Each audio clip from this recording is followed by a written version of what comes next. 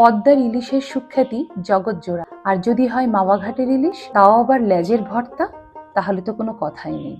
রূপলী ইলিশের সমারোহ দেখতে হলে একবার যেতেই হয় মাওয়াঘাটে। প্রতি বছর দেশ বিদেশ থেকে বহু ভোজন রসিক মানুষ ওপার বাংলার মাওয়াঘাটে যান ইলিশের স্বাদ পেতে। আর এই বিপুল পরিমাণ চাহিদা মেটাতে মাওয়াঘাটের চারপাশে গড়ে উঠেছে ছোট বড় রেস্তোরাঁ। সেখানে ইলিশের বিভিন্ন পদ ইনস্ট্যান্ট তৈরি করে পরিবেশন করা হয়। তার মধ্যে সবচেয়ে জনপ্রিয় পদ হলো ইলিশ মাছের লেজের ভর্তা। আজকের দিনে সোশ্যাল মিডিয়ার সুবাদে মাওয়াঘাটের ইলিশ মাছের লেজের ভর্তার সুখ্যাতি ছড়িয়েছে দেশে বিদেশে। আমাদের এখানে পদ্মার ইলিশ প্রায় পাওয়া যায় না বললেই চলে, তবে এপার বাংলার ইলিশ দিয়ে আমি এই রেসিপিটি বানিয়েছিলাম। খেতে অসাধারণ হয়েছিল।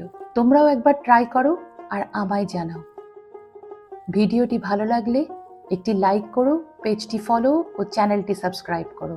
কথা দিচ্ছি খুব শিগগির ফিরে আসবো আরেকটি নতুন রেসিপি নিয়ে তোমাদের কাছে। আজ তাহলে আসি, টাটা।